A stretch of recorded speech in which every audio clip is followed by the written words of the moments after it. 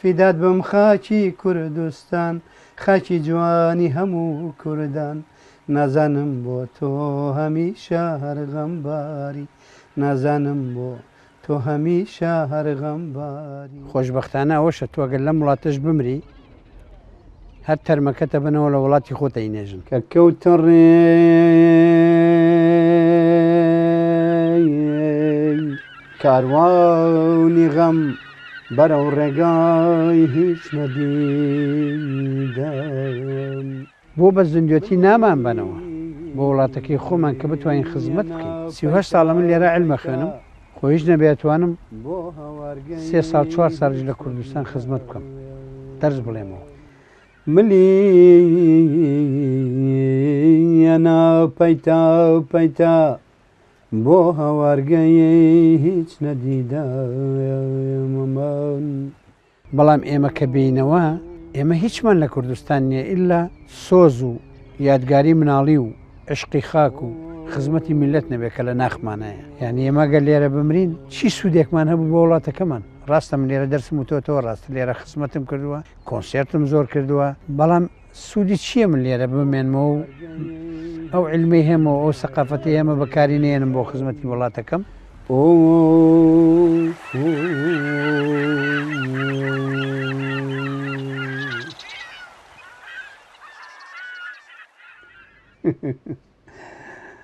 ئای زەمانە پیری کردین کاکە پیری کردین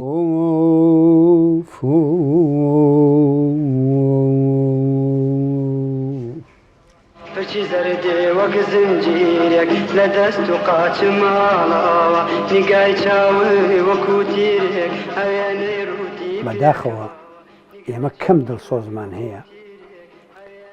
کە ئەرشیفە پارێزێ بێگومان گۆرانی بێژە کۆنەکان زۆریان نەماون گۆرانیەکانیشان لە ئەرشیفە نەماوە لەبەرەوەی زۆربەی ئەرشیفەکان دزران لە تەلەڤیزۆنەکان و لە ڕادیۆکان وێران کران نەما یعنی هەتا ئەرشیفی منیش لە تەلەڤیزۆن و ئێزگە نەماوە ئەم دەفتەرە زۆربەی گۆرانیەکان میتیایە کاتی خۆی لە کەرکووکەم دەفتەرم کڕی لە ساڵی 85ەوە تا ئێستا هەر خەریکم بەس پێش ئەوەش تەمەن گۆرانەکانم نووسیوەتەوە لە ئەسڵەکە ئەمەیە ئەم دەفتەرەیە ئەمە کاتی خۆی لە سلێمانی کڕیمیادی بەخێر ئەمە لە یەکی 1970 با نەقلی کەم ئەم گۆرانیانە بۆی نەفەوتێ ئەمە ژیانە ئەو گەنجانەی کە دوای ئێمە دێن سوودی لێ وەربگرن زۆر لەسەر خۆ بەهێمنی گوڵی هیوامی شێلاوە ئاگرێکی بێخۆڵاوێش لە هەمان کاتیشە تا ئێستا سیاسەتی کوردی ئێمە هەندێک لە برادرانی مۆسیقاژن و هونەرمەندانیان تەرخان نەکردووە کە بە دوای فۆلکلۆر و گۆرانی کوردی و هۆراوی کۆنۆمانە بگەڕێن بە شارەکان و بەلادیەکانی کوردستانە بیکەن بە کەرەستەیەک بۆ قوتابخانەکانی کوردەواری خۆمان بۆ دانیشگاکان کە سوودی لێ وەربگرن زۆر بەداخەوە جۆڵای سوورە گۆڵ بەس بێدازاریدم خۆت بە تەنهایە کەسی سووتەن دووتە هەزێدم کی جۆڵای سوورە گۆڵ بەس یەکەم گۆرانی کە تۆمارم کردووە کە لە ئێزگە و تومە کاتی خۆی لە شەستەکانە گۆرانی سوورە گوڵە کە نیوەی شاعرەکەی هی هاوڕێی خۆشەویستم حەسەن جافە و نیوەکەی تریشی من تەواوم کردووە و ئاوازەکەی منە بەڕاستی محەممەد ئەو گۆرانی بوو بە هاندەرێ بۆ منیش و بۆ خەڵکی تیش و بۆ خۆشی تەبان دیار بوو گۆرانی پێشکە جۆی لە گۆرانیش خۆی بێ خەڵک باسێکا بەنەوەکە وت جۆ دەکا زیاتر خۆی لاگەکە بۆی شتی باشتر بڵێ بەڵام من لەو بڕوام تا ئێستا کاک محەممەد شتێکی نەوتووە لەوەی یەکەمی کەمتر بێ کیژۆڵای سوورە گوڵ بەس بێدازاری دڵ خۆت بە تەنهایە کەسی سووتەند و تا هەزار دڵ کیژۆڵای سوورە گوڵ کیژۆڵای سوورە گوڵ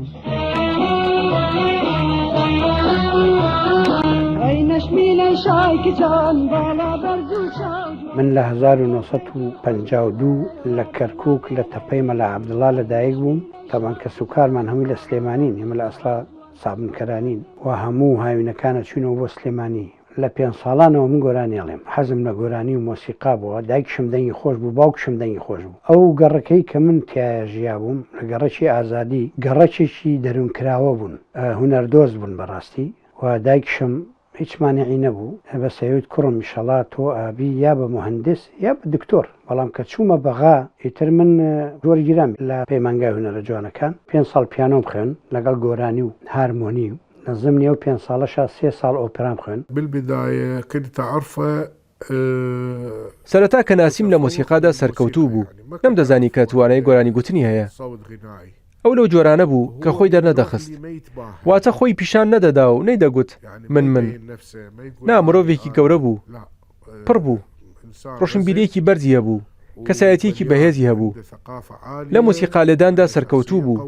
شارەزای پیانۆ بوو وكان متفوق بالعزف كان هو بيانو اختصاص من هناسم تو باي ساردي من غم تو هاوري گریاني كاتي ئۆپرا خوێندنم بۆ ئەمەم تەعلیف کرد بە شێوەی ئۆپرایەکی کوردی نەک ئۆپرایەکی زەقی ئەوروپی شعری مامۆستای گەورەی کورد عەبدوڵڵا گۆران خوافیکە پاییز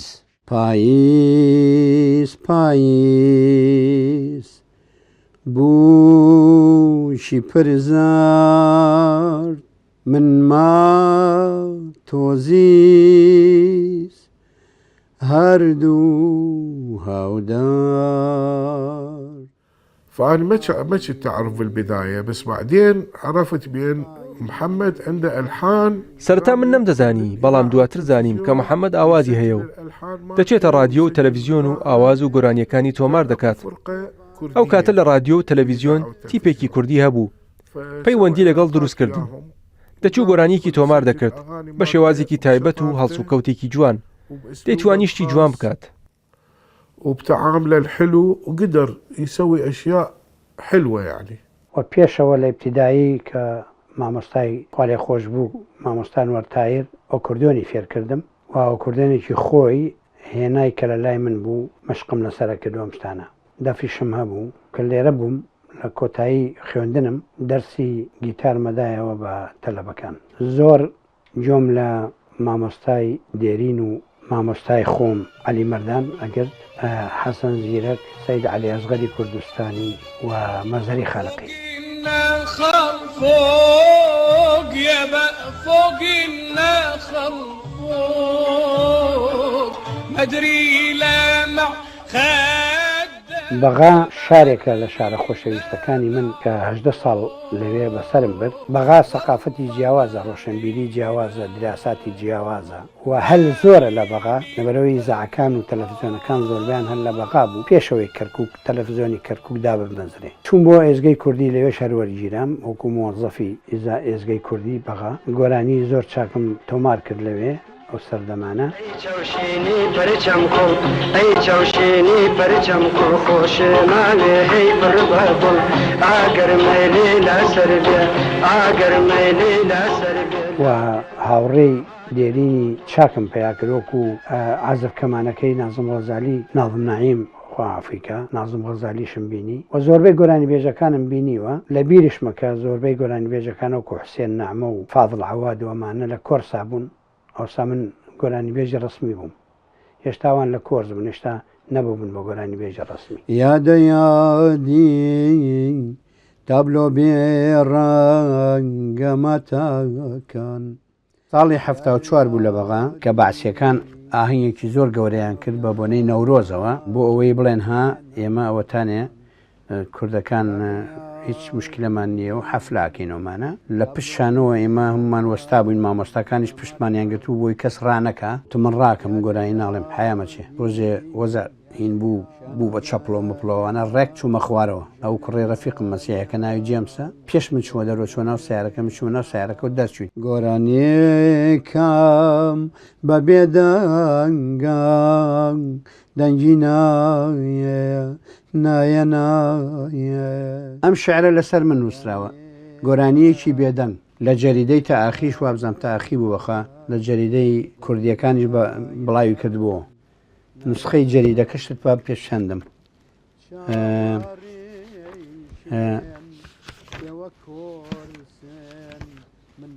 ئەوە گۆرانیەکی بێدەنگەوەتانێ بۆ هەمەی خۆشەویست گۆرانیەکی بێدەنگ بەختیار ئیسماعیل خاوەن دەنگێکی بە سۆز و نەرمە ئەچێتە چینی تینۆرەوە مەودای دەنگیشی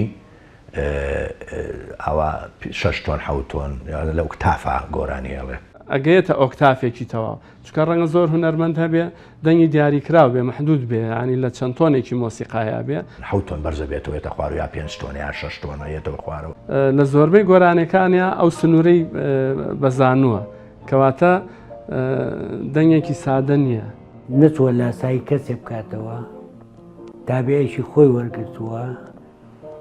وەکۆ ڕێچمەکانیشی هەمووی تەقریبە جیاوازن لە یەکتری کە ئەوە ئەساسی گۆرانی بێژە لەسەر یەک ڕچم نەڕوە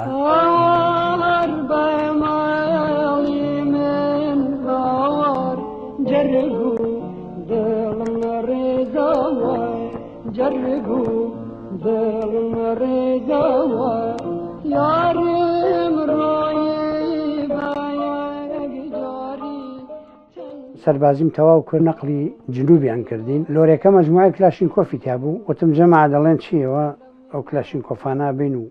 ئیتر ناشگەڕێنەوە ئێمە خدمامان تەواو کردەوە بۆچی بگەڕێنەوە وەکو زەربەر لێدانێک بۆ حکوومەت ئیتر چوون بۆ سلێمانی دانیشتم بەڕاستی ئیتر لە سلێمانی کەشە بووم یادی بەخێر کوڕەکەی شەوکەتی دانساس ئەزمر وتی کاکە مەمێنە تەقریریان لەسرت نووسیوە لە کۆ بتگرن ڕەمیتەکەن ئەمەش نامەکەی نامەکەشی بۆ هێ نابووم لە ئەمنە سوورەکەی سلێمانیشەوە ئیتر هەرە و کاتە من چوون بۆ سەرکردایەتی ئەو ماوەیە ئێمە لە سەرکردایەتی بن لە نووسەران لەگەڵ خوا لێ خۆش بوو محەممەد موکری سعد لاپەرۆش سامی شۆڕش هەندێک لە برادرانی ترکە هەندێکیان عەرەب بوو شەقی بەرز و گوڵی جوان لە چوارچێوەی کوردستان کەمەراشن با بڕۆن لەگەڵ یاران بۆ سەیران کەمەراشن سەیرانی کوردستان ئەوەی کاڵە کەمەرە شل با بڕۆین لەگەڵ یاران بۆ سەیرانەوە تەلەبەکانمیان ڕایانە کردو بۆ شاخ ئەنجامی شەو گۆرانیم دەرکرد کەمەرە شل با بڕۆین لەگەڵ یاران بۆ سەیران شاخی بەرز و گوڵی جوان لە چوارچێوەی کوردستان ئەمام جەلالم بینی وەزاکە زۆر ناخۆش بوو وتیە توانی بچی بۆ ئێران چۆ بۆ ئێران چاوم لێتە بێوەمانە وتم باش 9 مانگ لە کەرەج بووین لە تاران توانیمان پتاقەمان دەستکەوێ چون بۆ بەرلینی شەرقی پتاقەم بڕی بۆ لەندەن لەو ساوە من لە سکۆتلەندەمەوە 38 ساڵە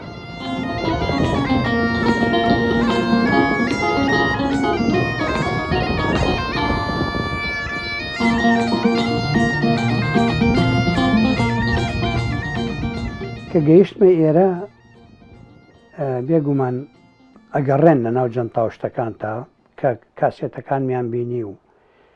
هۆنرا و دەفتەر و شعر و ئەمانیان بینی تر زانیان کە من هونەرمەندم زۆر ڕێزان لێگرتم ئەو ڕێزە تا ئێستا لە دەروونم ماوە وە لە بیرم ناچێ خۆزگە وڵاتەکەی ئێمەش بە هەمان جۆر ڕێز و حرمەتی هونەری کوردی بگرتایە و ڕێز و حرمەتی هونەرمەندانی کوردیان بگرتایە ئەی من بۆ چێداگی چاجۆ ئەی بە چێم داکەنی ئەی من بۆ چێداگی چاجۆ ئەی بە چێم داکەنی دایما لەو شوێنێ خۆیان خەی بۆ هەوڵیاوە بەڕاستی مۆسیقیەکانی خۆکردێتەوە هونەرمەندانی خۆکردێتەوە سەردانی کردون و قسەی لەگەڵاکردون و تیپێکم دروست کرد بە ناوی زاڵەی دەنگی کوردستان لە 2 فستیڤاڵی جیهانی هەموو ساڵی بەشداری مەکرد بۆ ماوەی تقریبەن 10 ساڵ 12 ساڵ ئەدەمبەرە فرنج فستیڤال یەکێکیانیش فستیڤاڵی جیهانیە ئەنتەرناشنال فستیڤال لە یەکەم کۆنسێرتە کەس نایزانی کوردستان لەکوێیە ئەنوت ئەفغانستان پاکستان ئاوای ئێمە کوردستانمان ناسان بۆ میوانانەی کە هاتن بۆ کۆنسێرتەکە پرچی زەردێ وەک زنجیرێک لە دەست و قاچ ماڵاوە نیگای چاوێ وەکو تیرێک ئەوێنەی ڕووتی پێکاوە نیگای چاوە وەکو تیرێک ئەوێنەی ڕووتی پێکاوە ئاگرێکی بێخۆڵەمێش دڵی منە کڵپەیاوە ئاگرێکی بێخۆڵەمێش دڵی منە گۆرانی ئاگرێکی بێخۆڵەمێش لە هۆنراوەی شەهید بەرزان عوسمانە کردم بەو گۆرانیە لە ێزگەی کوردی بەغا تۆمارم کرد کاتی خۆی لە 1956 بەداخەوە لە هۆنراوەی زۆربەی گۆرانی بێژەکانی ئێستا لە هۆنراوەیە زۆر زەعیفن ساکارن نازانن هۆنراوە هەڵبژێرن هەچیەک بێڵێن من لەگەڵ هاوڕێیەکی عەزیزی خۆم ڕەشید فەیزی نەژات کەوتینە قسە تو مامۆستا من گەیشتمەتەوە قۆناغی شعرێکی دڵاریە نووسم مەسەن هەمووی دڵاریە لە پڕ بە کوردستان قوفڵە بێ وتمە من نەخۆشی نییە وتی نەخێرە من نەخۆشی نییە ئەمە هەستی خاکپەروەریتە کە لە گەنجێریتەوە تۆ پێوەی هیلاک بووی تا ئێستا وەکو من داخیا کردی ئەزانی چۆن شاید شاوانە گوێ دەبێت ئەزانی چۆن شاید شاوانە چونکە خۆی خریجی پەیمانگای هونەرە جوانەکانی بەغدایە ئاسا ئامێری پیانۆ تەخەڕۆژی کردووە بێگومان ئەو زانستەی کە خوێنوێتی تێکەڵاوی هونەرەکەی بووە بۆیە توانین بڵین سەردەمیانەیە و گەنجانەشە بۆ ئەم سەردەمانەش گەنجیە سەرژوێ لە گۆرانیان ناگرێ هەم دڵێکرێتەوە بە شێعرەکانی بە ئاوازەکانی تووڕەمە بەیشێک لەوە گۆرانیانەیە کە زۆربەی خەڵک حەزی لێکا و لە بەریشێتی کۆپلێت و کۆپلیێڵێت و یا ئاگرێکی بێخۆڵەمێش گۆرانی تووڕەمەبە خۆت زیزمەکە هۆنراوەیەکی تووڕە ناوی هۆنراوەیەکی تووڕە لە هۆنراوە جوانەکانی پرۆفسۆر فەرەیدون عەبدولبەرزنجیە ئاوازی منە تووڕەمەبە خۆت زیزمەکە خواتگیریێ خوایاتگیریێ خواتگیریێ خوایاتگیریێ هەر هۆنراوەیەک بێت کە ئاوازێکت بۆ دانا ئاوازەکە نەچۆ ناخی ملەتەکەی خۆتە و نەوترایەوە معنایەوەیە زەعیفە.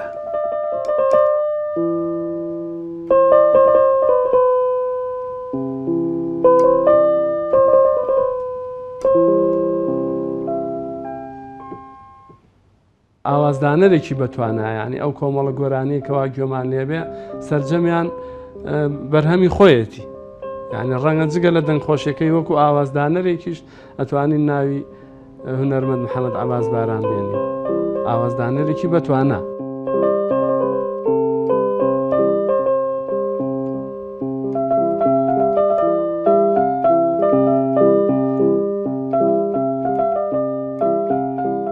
بە حکمی ئەوەی کە ژەنیاری پیانۆیە شێوە کلاسیکی ئەوروپی لە گۆرانەکانیان ڕەنگی داوەتەوە چونکم دەمەکە عەزفم نەکردووە ئاسان نییە عەزف.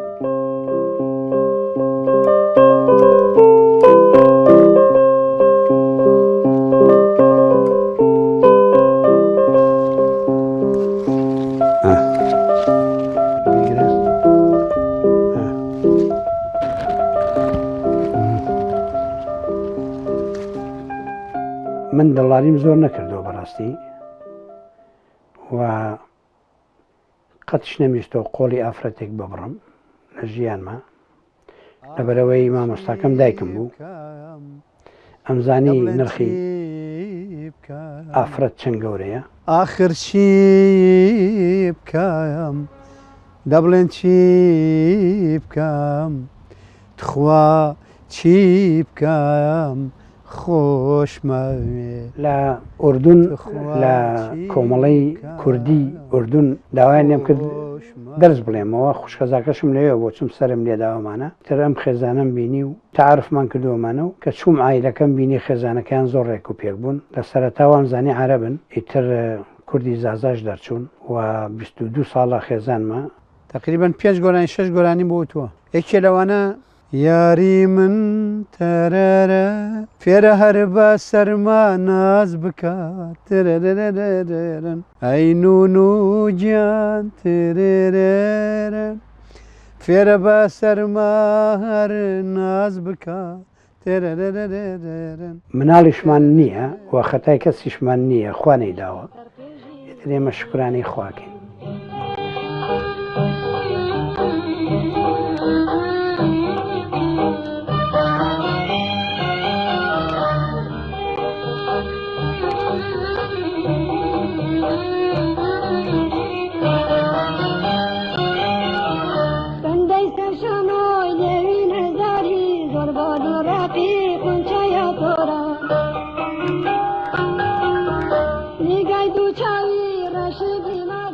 سری وێنەکانیم کرد کە هەنێ وێنە جیاواز بوو لە وێنەکانی کەی ئەتری ئەم تەمەنەی بوو یای هەنێکی تەمەنی گەنجتری بوو بیوکەوا بۆم هاو کە شکڵێک بێ کە لەگەڵ جیسمەکەی بگونجێ ئەترەوە بوو ئەم هینەم بۆ کرد ئەم شێوە بڕینەم بۆ کرد لێرە لە ئیشەکە. ئەم مادی پۆلیستەرە من داڕۆشتۆ لە قۆناغی تاوابوونایە کە تر ئەتوانین ڕێ بخرێتە سەر قاعیدە و دابنرێ. زیاتر گۆرانەکانی کۆنی کە ئێستاشە لە هزرمان ماوەیانی زۆر گۆرانەکانی بەلای منە زۆر خۆشون کە هی ساڵانی زووشە کە وتراوە.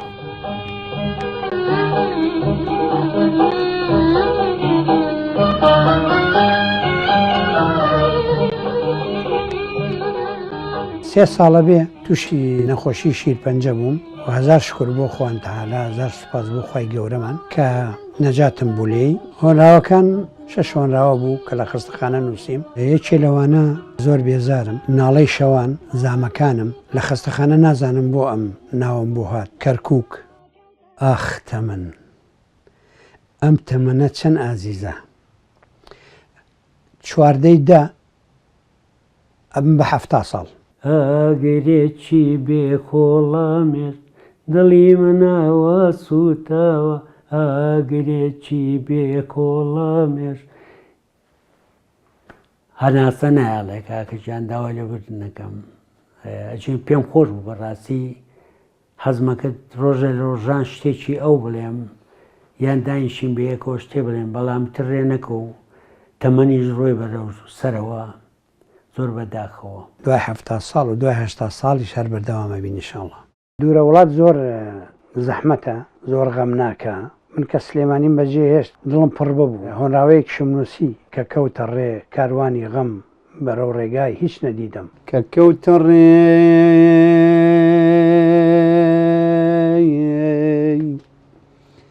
کە کەوتە ڕێ کاروانی غەم. ئەمەیە چیرۆکی هۆنراوەکانی و ئاوازەکانی من. ئومێدەوارم کە مەردیشین سوودی هەبێ بۆ میلەت و ئەو گەنجانەی کە دوای ئێمە دێن.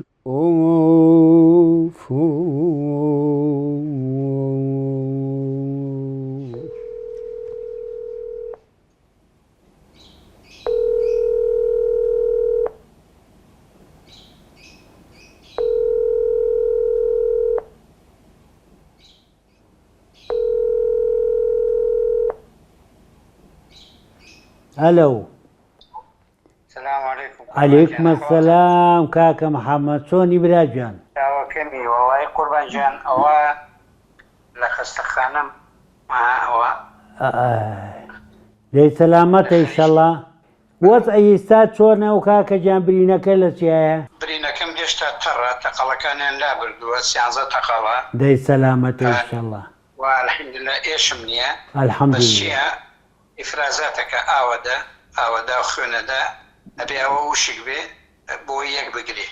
اینجا هەموو ڕۆژە لێرە دێم پاچێکەنەوە. دەی سەلامەتە ئیشەڵڵا. ئیشەڵڵا چاکەبی دوای خێری بۆکەین هەمیشە. ئامین ئینشاءڵڵا کەس ئەم نەخۆشیانە نەگرێ ئینشاءڵڵا خوایە. ئامین ئینشاءڵڵا. ئینسانی چاک و محتەرەم و دڵسۆز و دڵپاک و وەتەنپەرست و میلەتپەرست